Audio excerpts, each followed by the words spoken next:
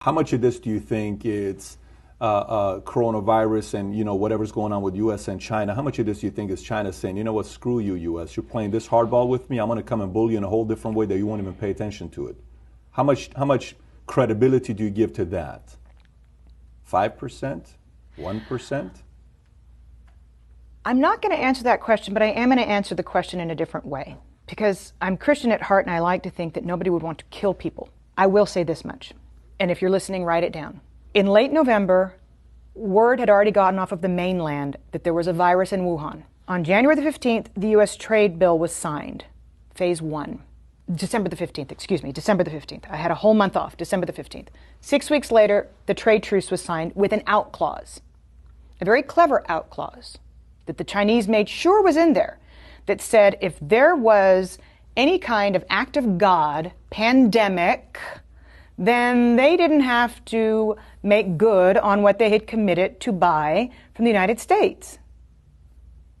Within days, they announced the first coronavirus.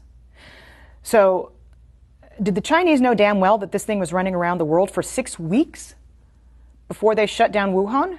Yes, they did. Is that criminal? Yes, it is. Does it deserve to go in front of a world tribunal? Yes, it does. Because we know that it was the unfettered travel that made this thing a global phenomenon that was impossible to contain.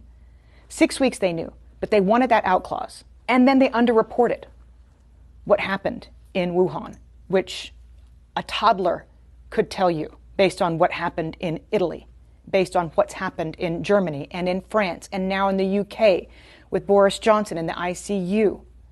There's no way in a city the size of New York, 11 million people, that there were so few cases. It's impossible with similar density to New York. So the World Health Organization should be held accountable for not holding China accountable to providing good, valid data so that the rest of the world could prepare for fewer people to die. And that's what you're talking about. To me, these are equivalents to acts of war on the part of China.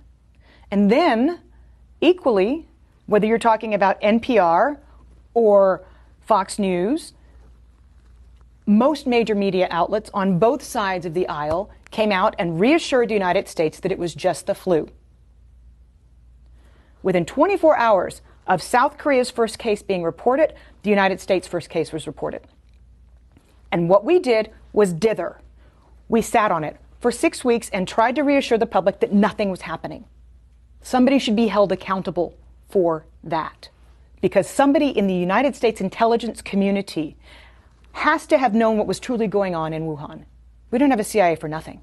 And yet we told Americans for 6 weeks, while South Korea was testing everybody and shutting the country down, that it was just going to be the flu.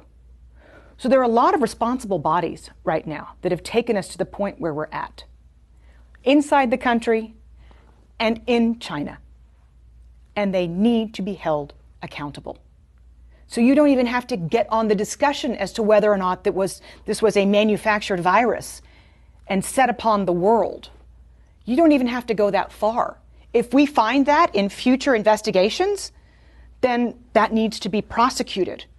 But if we just ascertain what is known and a known hushed up secret that the Chinese knew for 6 weeks about the virus before saying anything on the global stage to get a trade deal signed, somebody needs to look into that.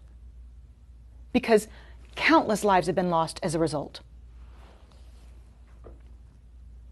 The damages are in the tens of trillion dollars.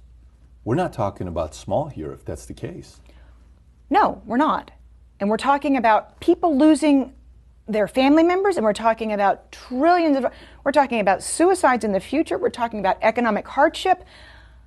All of this could have been mitigated had China been honest and had the World Health Organization made China accountable. Because at first they said it's not anything to worry about when the WHO first came out and said we don't need to stop everything. Let me ask you, who do you trust the least? Iran, Russia, or China? China. China's got more economic power. Because of that, or because they don't have a free press and because we can't really know what the hell is going on over there? Well, that's just a kicker, but you don't really know what's going on in Iran either. You had global satellite images in Iran showing mass graves. Iran underreported the same. And you can't tell me that in the cold of winter that Russia has as many cases as it's reporting. But at last check, China's 17% of global GDP. They can throw more money around than anybody else. And you just mentioned two of their allies, by the way. So that's why I asked it the way I did. And the largest contiguous land border on the planet, by the way, between Russia and China.